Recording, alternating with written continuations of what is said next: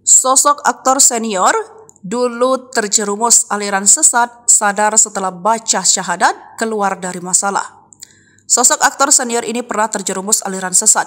Ia pernah mendalami ajaran spiritual dari Eyang Subur. Kala itu aktor senior ini merupakan salah satu pengikut setia Eyang Subur. Segala ajarannya ia amalkan dalam kehidupan sehari-hari. Kini ia sadar hal yang pernah dilakukan salah. Aktor senior ini mengaku sadar apa yang pernah diyakini itu adalah aliran sesat setelah baca syahadat.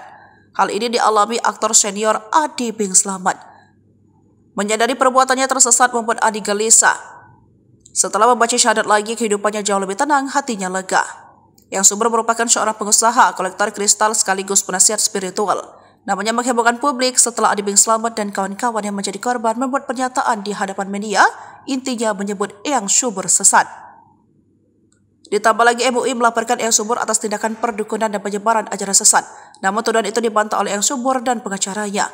Ia balik melaporkan Adi Bing Slamet ke polisi atas pencemaran nama baik, penghasutan dan fitnah serta meminta perlindungan Komnas HAM.